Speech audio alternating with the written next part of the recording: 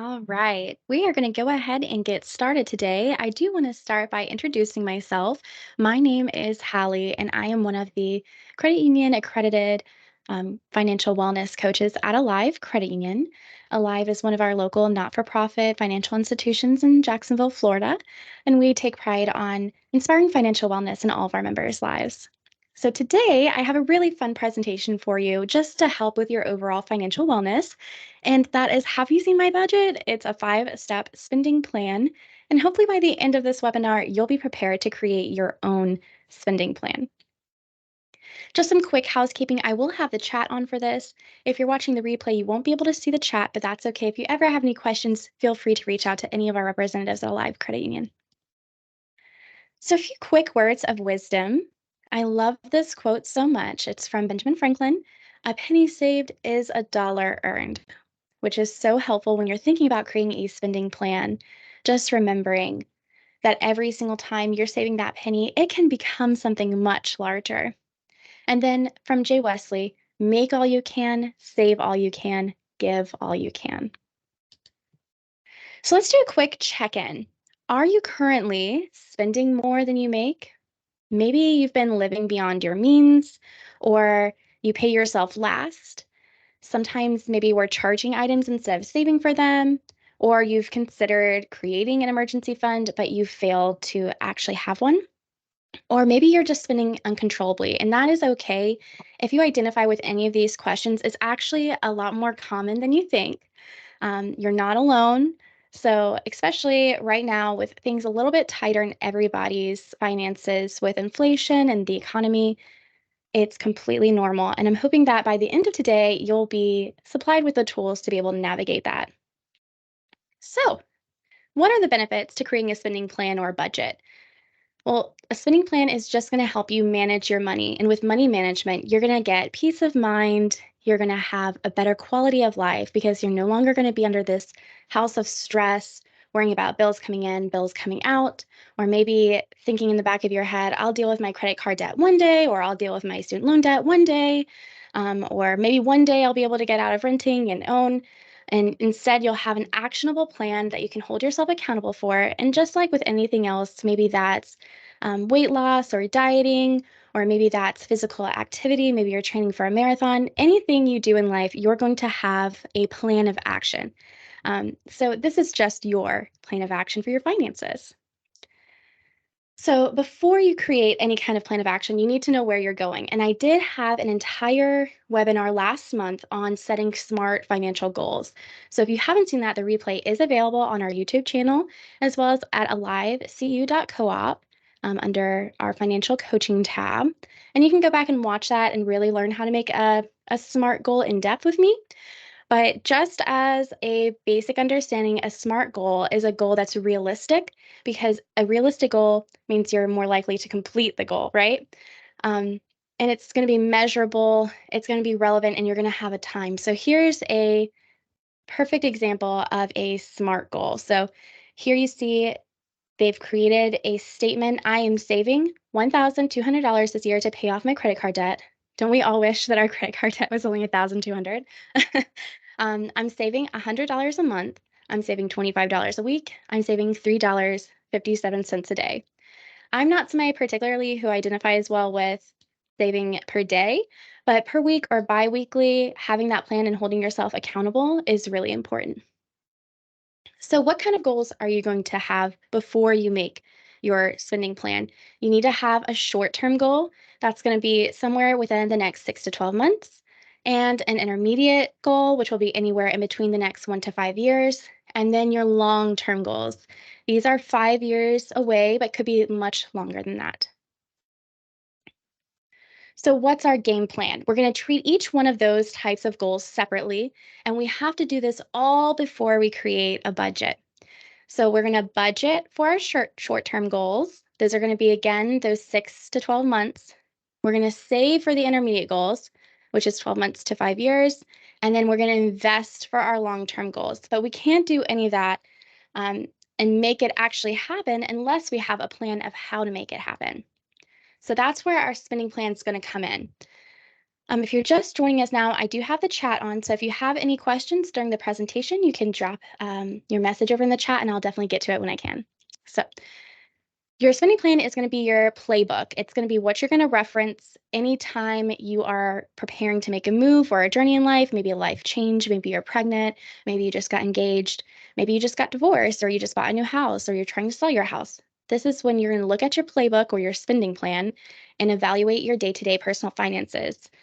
You're going to have to start with two key components, that's income and expenses. And when you look at your income, I try to remind everybody to not just take your hourly wage or your salary and divide it up by months, because it's never going to work out if you do it that way. You want your net income. So you're going to scoop out the income you have after all the gross stuff like taxes and everything have come out. So look at your income and then your expenses. And we'll go into depth on that in a little bit. So, your spending plan, let's really build upon why this is so important and why it's going to make a difference in your life. So, creating your spending plan is going to allow you to stay on track financially. You get to decide where your money goes and you get to make more informed choices. You're not just living paycheck to paycheck, or you're not just swiping, and not even thinking about the interest until it's time to make the minimum payment. You're not having to think, ooh, in the back of my head, I might need to do a consolidation loan soon, because you have a plan. You're going to be able to know where you're at and where you want to go and start building that savings plan and take control. A really important figure that I added to this is over here. This statistic is probably inaccurate. There's probably more than 65%, but this statistic from the Consumer Financial Protection Bureau said 65% of Americans don't know how much money they spent last month. If you don't know where your money's going, you can't assign it to work for you or tell it where to go. So that's going to be our first step. So, speaking of steps, like I promised, this is a 5-step to success plan for you. So, by the end of this, you'll be able to take every single one of these steps and put your plan into action. So, first, you're going to list all of your income sources, then determine where your money goes, balance your income and expenses, review your income and expenses, and then manage your system. So, let's dive in. The first step is just listing all your income sources. That's paycheck and bonuses, interest and dividends, gifts, child support and alimony, pension, earned income credit, Social Security, tax refunds, rental incomes, you name it. If it's coming into your bank, it's important that you know exactly how much, exactly how often, so that you can create this plan. And what's really helpful about having all of this information at your disposal as well is that this is all the same information you need anytime you apply for a loan. So you'll have it at your fingertips. Then you want to determine your monthly expenses. And this takes a lot longer than income because we always have more expenses to list out than income. So you need to know how you're currently spending your money right now, not how you want to or how you have in the past, but really a deep dive, like in the nitty gritty, a judgment free zone. Look at your money and see where it's going. So you're going to see where your fixed expenses are. That's going to be your mortgage or your car payment. You're going to look at flexible expenses like food, clothing, your utility bills. Hopefully, our utility bills will start coming down with the fall. And then you also have to think and add into your plan your periodic expenses. So a lot of people forget this.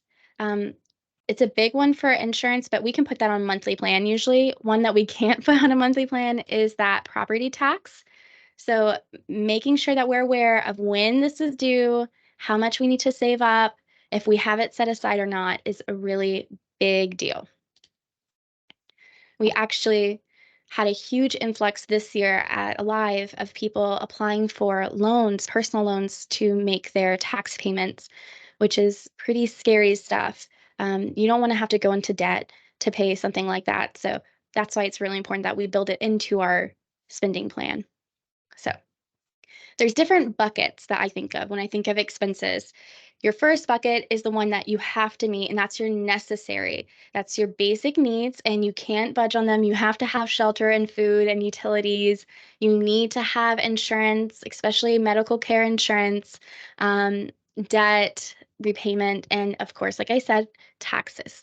So That is your first bucket. And when you're building your plan, we're definitely going to take this one highest in priority. We're going to make sure that this is paid. Then you have your discretionary bucket.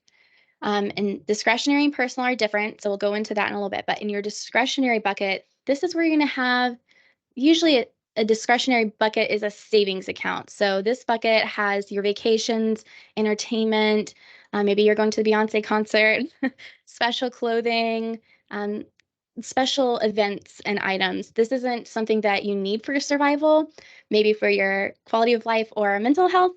It's nice to have, but it's not necessarily a need. Then you have your personal bucket. This is going to be more of a checking account type of bucket because this is something where you're going to set money aside for yourself. You're going to pay yourself, some people say. And this is your mad money. This is your fun money, whatever you want to categorize it as. This is how you're going to pay for your lattes, get your PSLs, um, or just little things, day to day things. You don't have to account for where every single one of these pennies go, but you want to stay within the budget that you set for yourself for that bucket. Especially with credit cards, it can be really easy to get out of control with this bucket.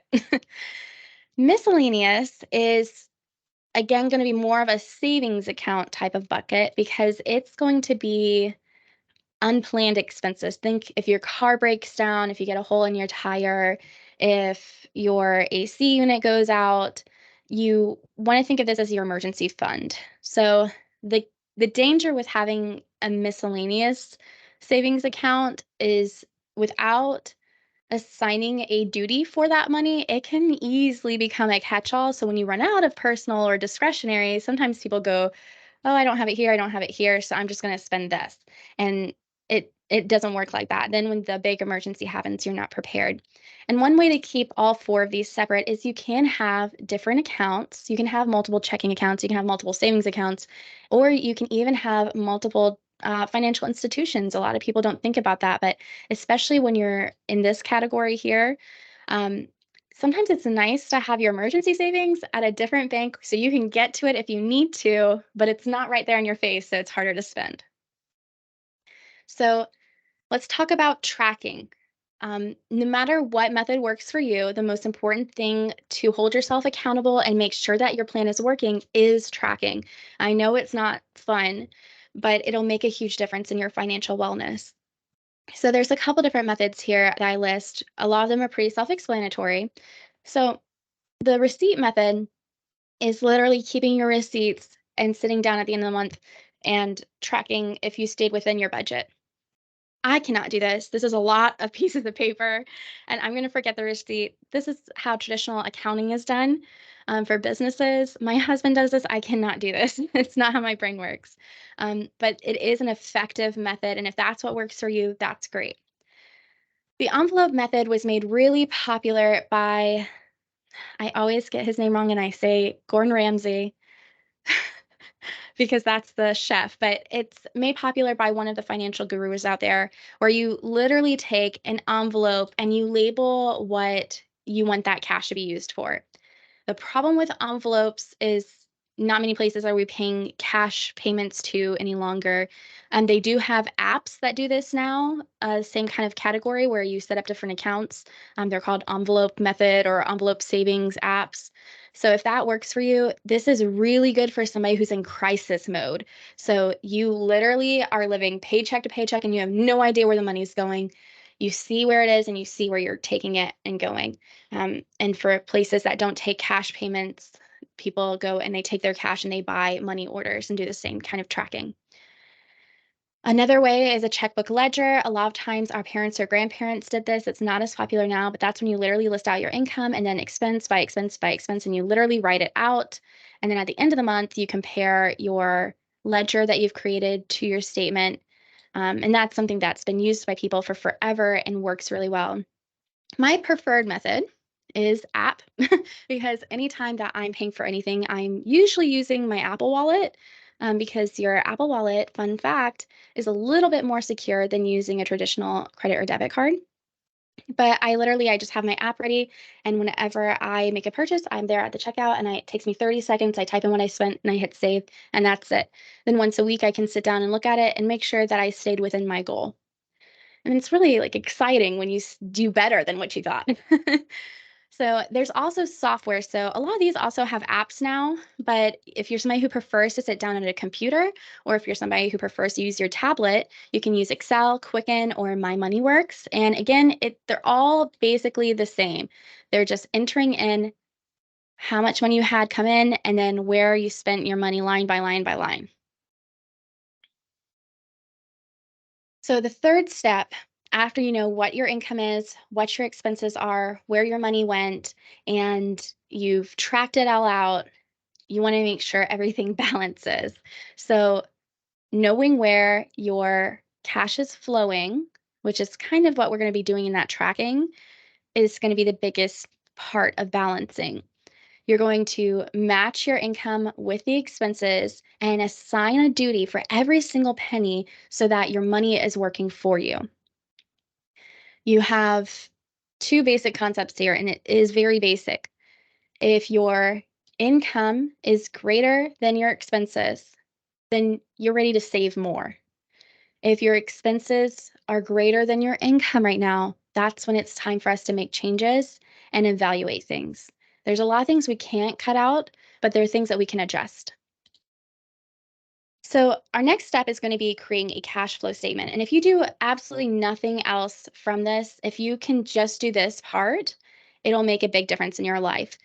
This is how you're going to know where your money is going, not just on a day-to-day or through a tracking app or something. This is just your overall goal, knowing annually how much is going to be coming in, like even how much you anticipate for gifts and interest and even capital gains if you're in investing, and then knowing how much per month you're putting towards all of these expenses so that you can look at your year and say, okay, every year I know around the holidays things are tighter. Every year I take a summer vacation, so I know I need to allow for that in my plan.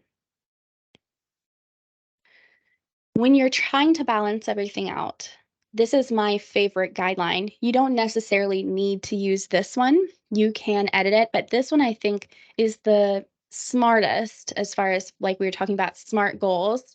It's the most realistic. So 50% of your income will go towards your needs. That's going to be the necessities. That's going to be the house. That's going to be the car. That's going to be your groceries. Your utilities, all of your needs are 50% of your budget.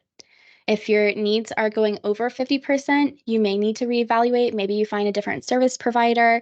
Maybe you need to downsize some, which is okay. There's no harm in that. But by overextending ourselves, sometimes we put ourselves into a box where we're financially stressed, and it's going to affect your overall wellness, having that stress hanging above you. Then 30%, a lot of people don't think this is right, but 30% should go towards your wants. Because again, if you're being too tight on yourself, you're going to fail. Those wants could be going out for coffee with friends. It could be making a tithe or a donation to your church or an organization that you appreciate or makes a difference in your life. Or that could be saving up for a fun thing like a vacation. 20% of your income should be savings. And when I say the difference in between these savings and these savings is these are your retirement savings, your emergency fund savings, the priority savings. Whereas maybe your holiday fund is in your wants and your vacation fund is in your wants. So, step 4 of this plan is review and communicate. I spoke about it last month, but thinking of your family as your team really helps when you're working towards a financial goal. If that's your partner, if that's your friends, but holding yourself accountable by communicating, hey, this is my goal. I want to pay off my debt. Or this is my goal. I want to prioritize my health. And so I want to take a vacation next year. I got to get out of town. Even just saying it and then saying, I'm doing that by tracking my expenses and finding places to save and analyzing and revising this spending plan I've made. Sometimes we have to revise our plan because it no longer fits within our goals. Let's say something happens like you become pregnant, or you learn that you're going to have a grandchild, or you learn that your friend's getting married, and now you have something else that you need to fit into your budget. That's okay. Just go back and again, analyze and revise the plan. When you're looking for spending leaks, this one can be a big one for saving you money. So think about subscription services. A lot of times we sign up with the best intentions or gym memberships. Sometimes we sign up in January and we pay every single month through the year. And then at the end of the year, we've spent hundreds of dollars. Even if one that comes to mind is Audible. I had every intention this January of using my Audible account, but Audible is $11.99 per month, and I've only listened to one book. And over 12 months, that's $143 and change per year. That's just flying out the window that you could use towards something. So all those little things do add up. So reviewing throughout the year, revising your plan is a huge part of this process. And along the way, you're going to have pitfalls. No plan is ever perfect. So emergency medical expenses can come up, holidays. A lot of times people forget to evaluate the holidays or vacation. And so when things come ready to happen, you end up going into debt to take care of it instead of having the cash to be able to do it. Um, or even repair bills. I know I just had to replace my water softener, and thank goodness I had that miscellaneous or emergency fund because we're able to just deal with that and not worry about swiping a card.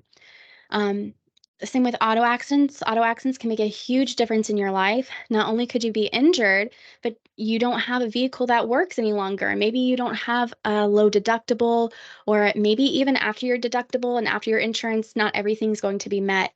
So just knowing that these things can happen is a good step.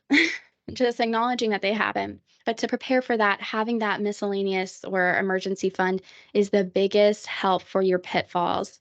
We can't control the future. Um, so we have to just do the best we can to prepare. So here's a few practical tips. If you're trying to save money, if you're at the point where your expenses are greater than your savings, one reason why maybe your debt. I use a credit card to pay everything. So when I say debt, I'm not saying not using that as a tool. I could totally go into that on another day, but not paying it off then becomes debt. So if every month you can't pay off your credit card, then you're accruing debt. Here are two methods that you could use to get that expense out of your life and start saving money. The snowball effect is like a snowball. You start out with a little bit of snow, and then you add more snow, and then you add more snow, and it becomes a big ball. And the way that you do that is you first pay off the smallest payment or the smallest balanced debt. So if it's a credit card that you only owe $500 on, but it keeps revolving, you pay that off first. Now you have $500 extra to go towards something else. So you put that towards another debt, and you keep going and keep going. And each time you pay something off, you add more money towards the next payment until you get to the biggest debt you have and you pay it all off in one fell swoop. The second pay down debt method is Avalanche. It's the same kind of deal, but instead of looking at the smallest payment, you do the opposite and you look at the highest interest debt you have and start paying that one off. So your minimums will be much lower now compared to that higher interest one. So you have more money to spend and you keep going from the highest to the lowest. So that would free up a lot of cash if you're somebody who has a lot of revolving debt each month. This one doesn't so much work right now, but in different economic situations, sometimes refinancing the mortgage can help you. Sometimes you can get equity out of the house to pay off other debts. Um, so that's just something to keep in your back pocket just in case. It's not something you rush into, though. That's a last resort type deal. You can look at little things like bundling your insurance. You could shop around for insurance and credit. Right now, insurance is a big one. If you haven't been watching the news or kept up to date on things, insurance is increasing again this year dramatically in Florida. And then just like I kind of mentioned earlier, using your credit cards wisely. It's important to remind ourselves that credit cards and loans are not for money we don't have. It's just another tool to budget our money. So the final step in our 5-step system is managing. So just to review real quickly, we have already listed all of our income and expenses, determined where our money goes, balanced it, and reviewed it and communicated it with our friends and family, our support team. So this is our last step. We're going to now start habitually tracking our expenses. If you really want to take it serious, building a budget and using a spending plan, give yourself 3 solid months, 1/4 of the year, and see what a big difference this will make. You're going to be paying your bills regularly. We don't wait for the last date that you can send in that bill. It's not beneficial to you or your budget or your credit score. And then you're going to review your goals annually, or like I said earlier, after any major life changes. And then we're going to remember that flexibility, like this girl right here is a great example of flexibility. um, Adjusting our plan is not a failure. It's not a loss. It's actually resiliency. So we're going to adjust as we need to. We're going to make sure we're giving ourselves some money, our mad money, our fun money. We're going to try to increase the amount of savings over time. We're going to make sure we're setting reasonable and achievable goals.